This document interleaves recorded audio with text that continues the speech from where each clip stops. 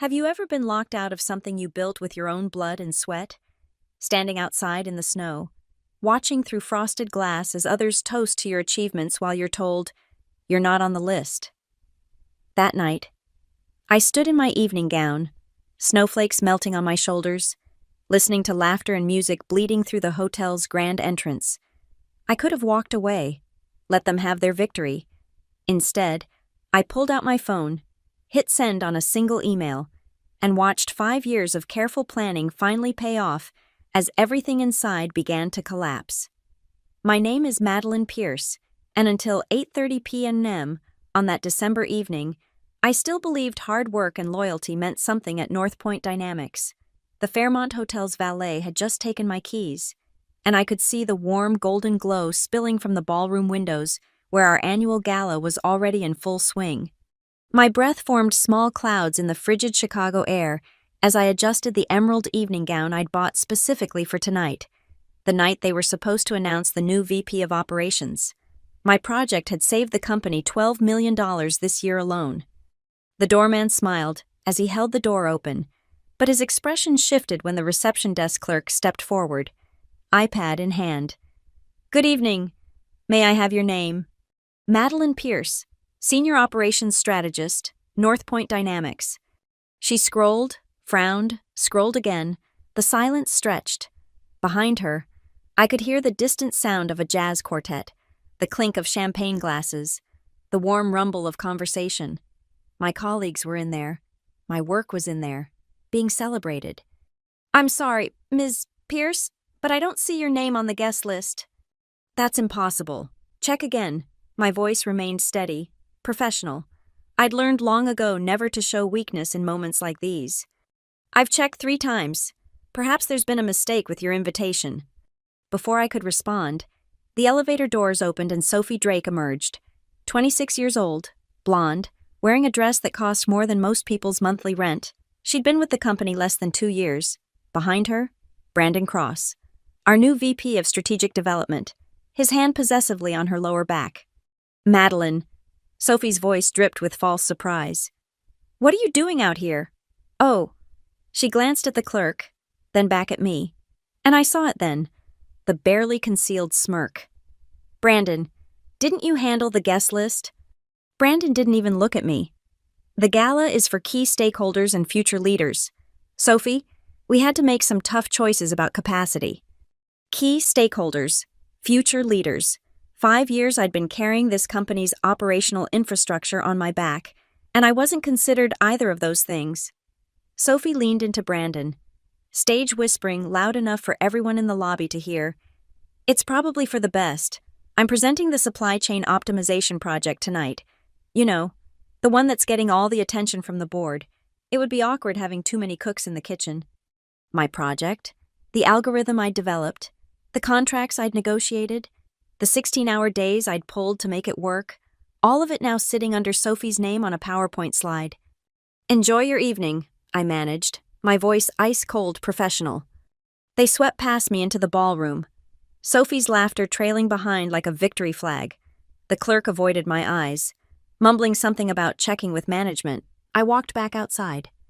The cold hit me immediately, but I didn't move toward the valet stand. Instead, I stood there in my evening gown, snow beginning to dust my shoulders, watching through the floor-to-ceiling windows as my life's work was served up on silver platters to people who wouldn't recognize innovation if it came with an instruction manual. I saw Sophie take the stage, saw the presentation slides, my slides, projected behind her, saw Brandon raising a toast. My phone buzzed, a text from Noah Ellis, who'd left the company 6 months ago after a similar restructuring of credit. Saw the agenda for tonight. "Your supply chain project is listed under Sophie's name. You okay?" I stood there for another 10 minutes, letting the cold seep into my bones, letting the anger crystallize into something harder, sharper. Sophie gestured animatedly on stage, accepting applause for work she couldn't even explain if pressed. Brandon stood nearby, the puppet master proud of his creation. My phone felt heavy in my evening clutch. 5 years of emails, documents, timestamp histories, all backed up on my personal drive. 3 months of secret preparation, of building something they couldn't steal. the partnerships I'd been cultivating on my own time, with my own resources. Another text, this time from Clara Mendoza.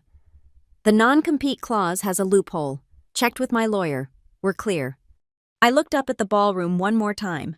Sophie was taking questions now, fumbling through answers about implementation strategies she didn't understand. The audience didn't seem to notice or care. The valet approached, concerned. "Ma'am, should I get your car?" "Not yet," I said, pulling out my phone. "I have some emails to send first." The snow was falling harder now, but I didn't feel cold anymore.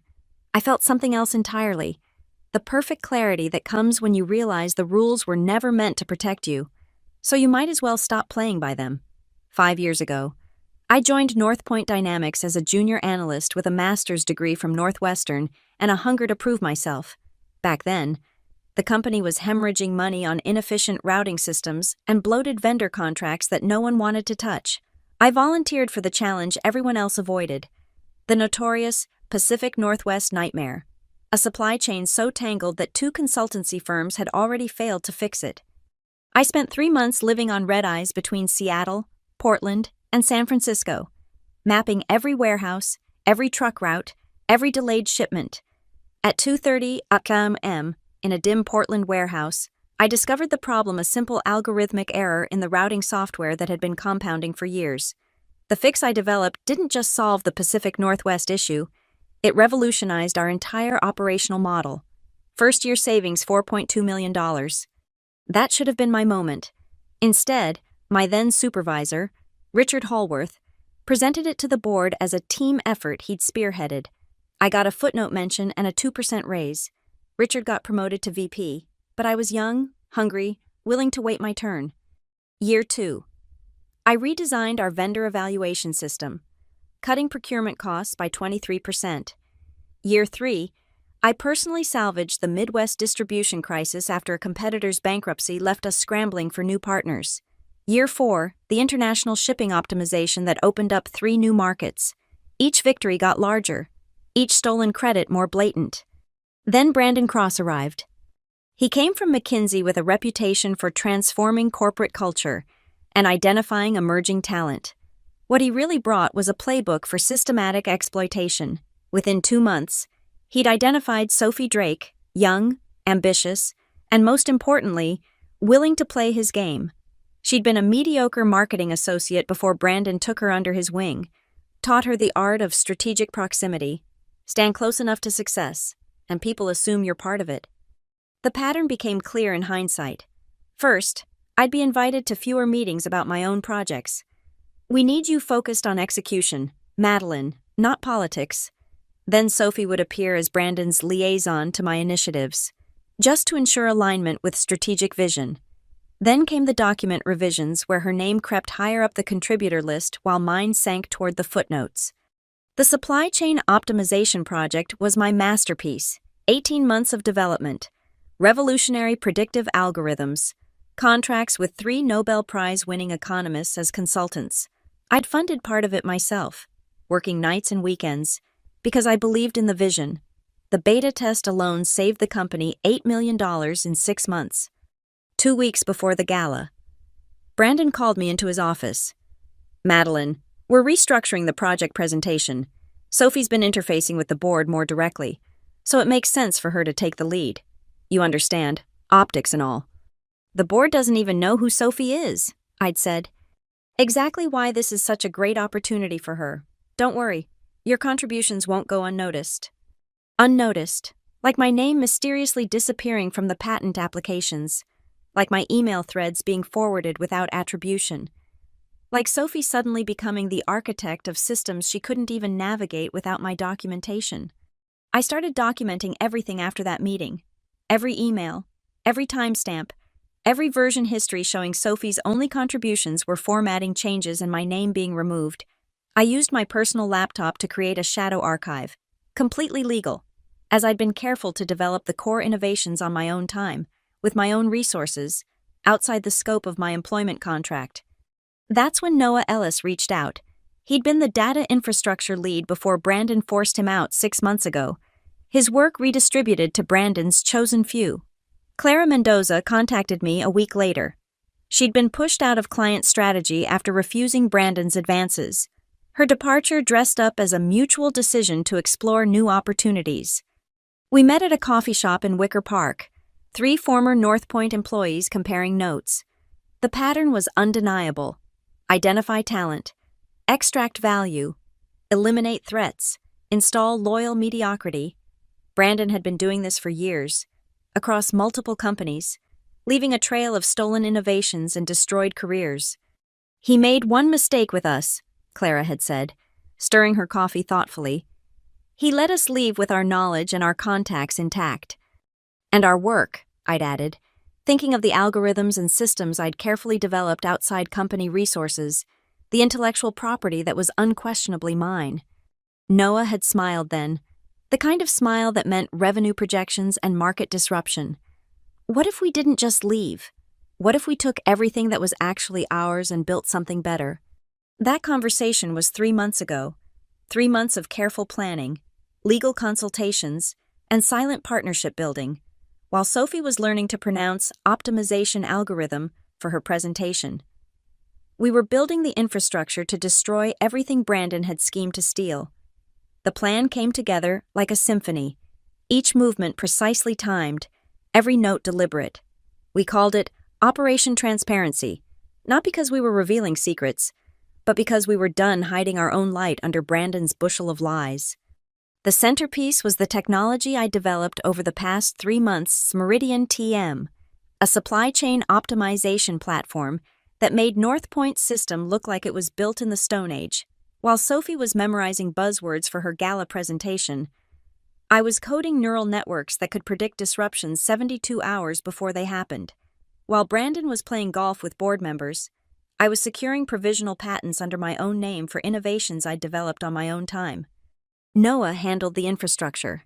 He'd spent 6 months at North Point building their data architecture before Brandon pushed him out, and he knew every weakness, every shortcut they'd taken to save money. Our system wouldn't just be better, it would be bulletproof in all the places theirs was vulnerable.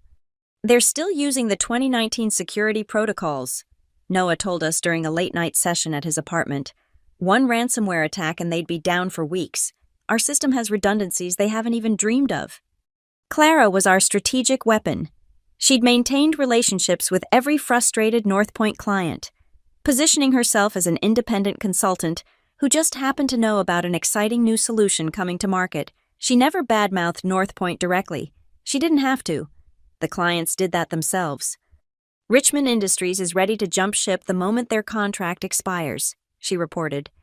"They've been paying premium prices for what they call deteriorating service and recycled innovations. They specifically mentioned how the quality dropped after you stopped being directly involved. Madeline. The documentation phase was crucial.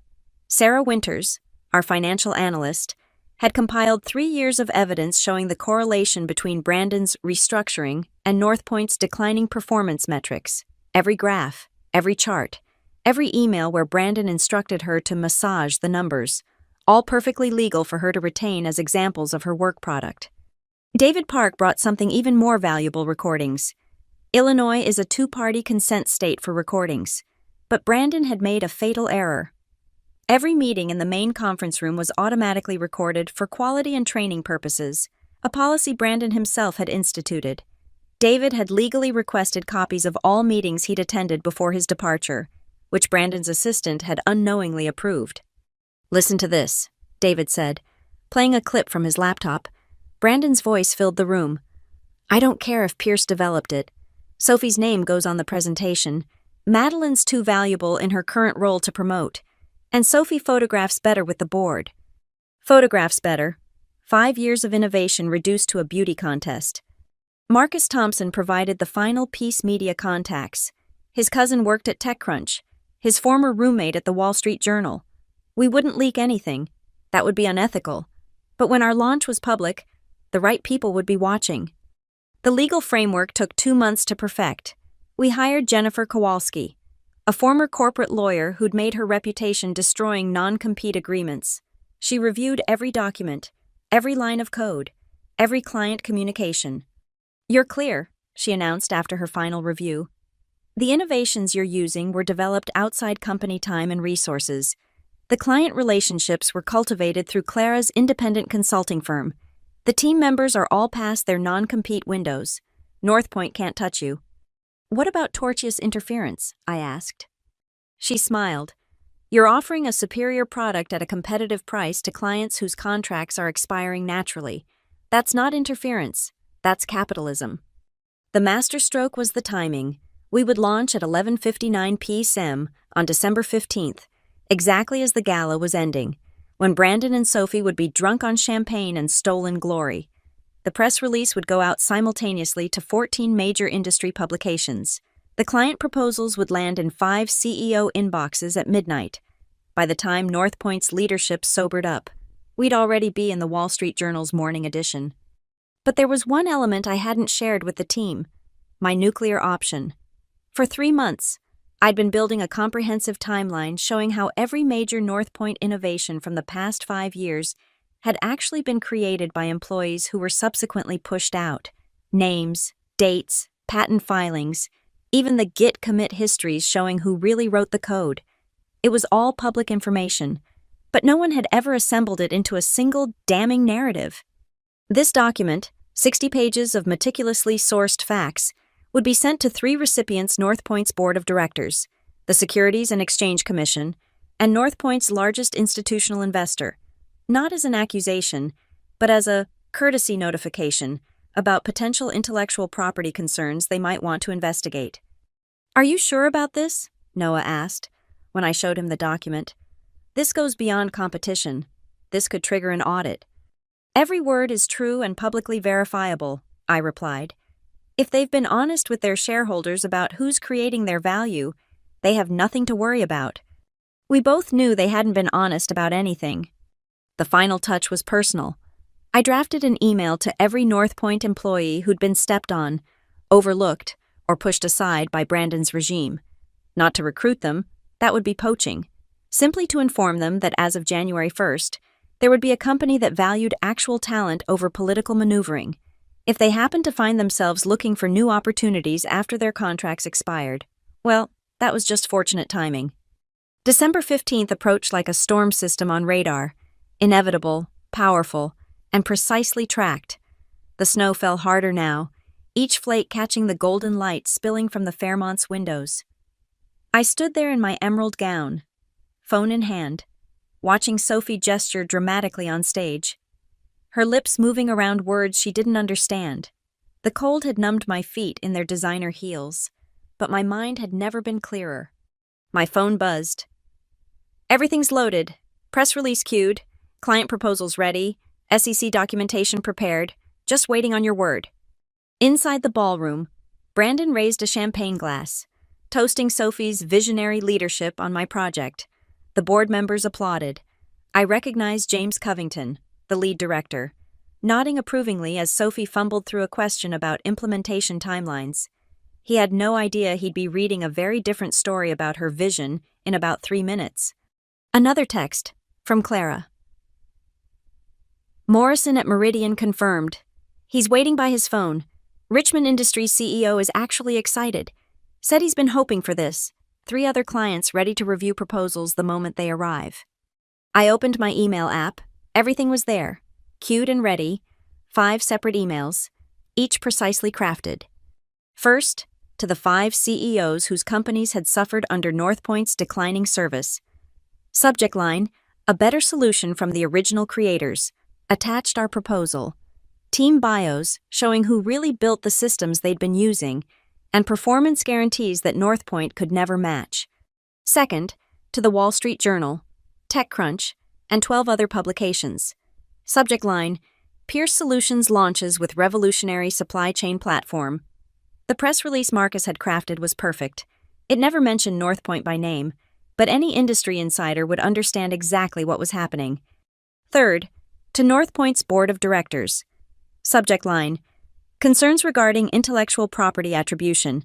60 pages of documented truth about who really created the innovations they'd been applauding tonight.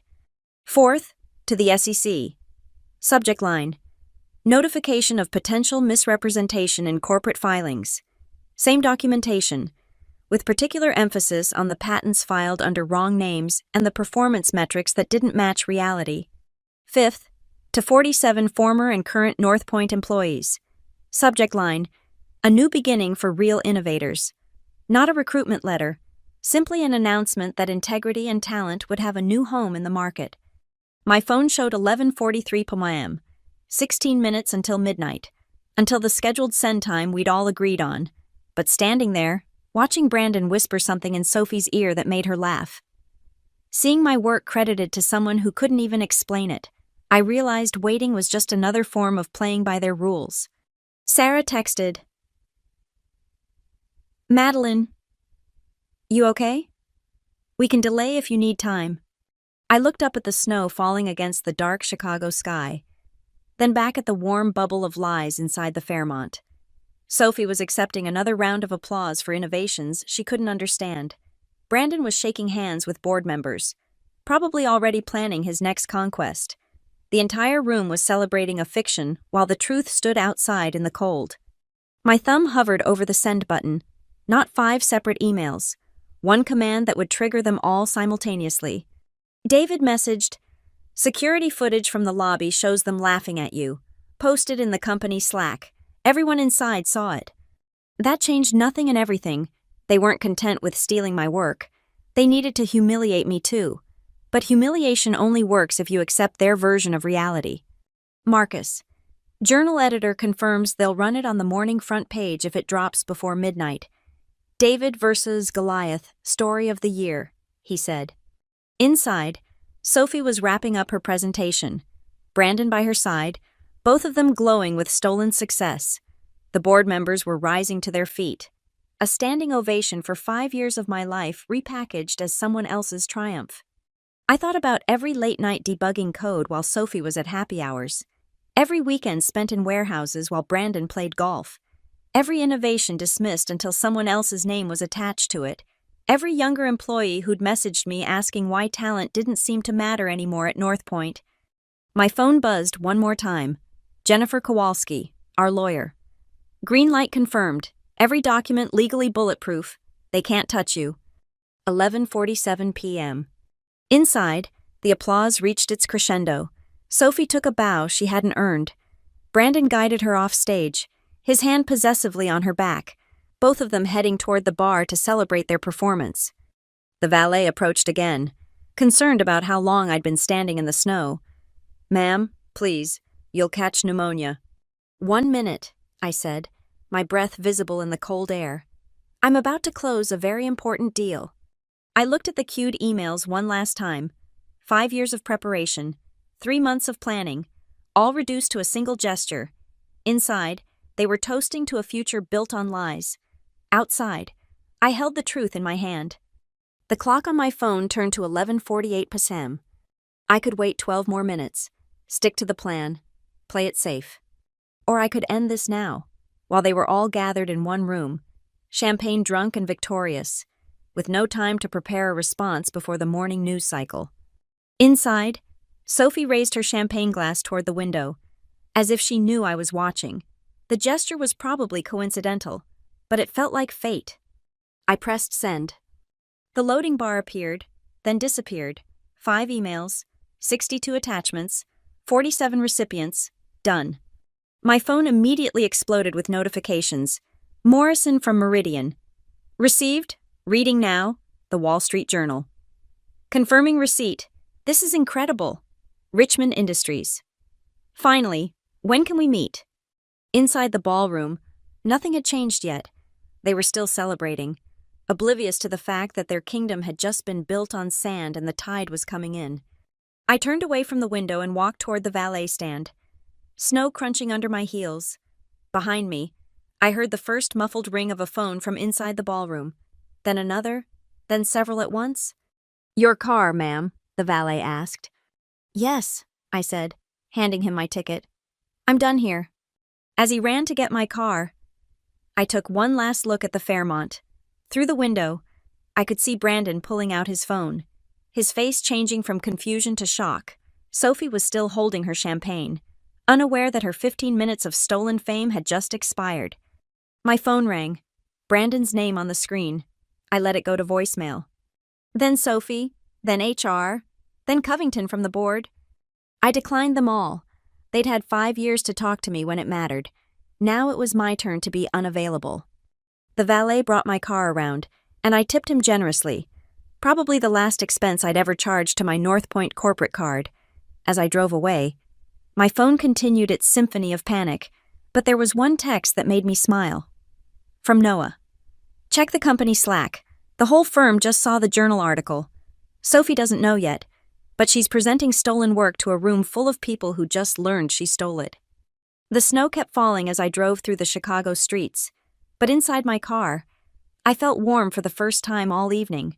By the time I reached my apartment in River North, my phone had logged 37 missed calls and 93 unread messages. I poured myself a glass of wine, kicked off my heels, and watched the chaos unfold from the comfort of my couch. The first domino fell at 12:07 a.m. when James Morrison from Meridian Logistics forwarded Brandon's panicked email to me. Ms. Pierce, I believe this was meant for me. Brandon seems to be under the impression that I'll reconsider working with your new firm if he matches your price. Please tell him that price was never the issue. Competence was... Clara called at 12:15 on my ass, laughing so hard she could barely speak. Richmond's CEO just sent me screenshots. Brandon offered them a 40% discount to stay. The CEO responded with your Wall Street Journal article and said, "Why would we stay with the copies when we can work with the originals?" The journal article had gone live at midnight exactly, with the headline, Mass Exodus of Talent Launches, Competitor to Corporate Giant North Point Dynamics. The reporter had done his homework, tracking down 6 other former employees who corroborated the pattern of stolen credit and forced departures. Sophie's name appeared exactly once, in a particularly damning quote from an anonymous current employee. She couldn't code Hello World if her life depended on it, but somehow she's presenting advanced algorithms to the board. By 12:30 a.m., the company Slack had descended into chaos. David, who still had friends inside, sent me screenshots. The general channel was flooded with messages as employees realized the scope of what had happened. Someone had posted a side-by-side comparison of Sophie's presentation slides and my original documentation from 18 months ago. They were identical down to the typos I deliberately left in to prove ownership.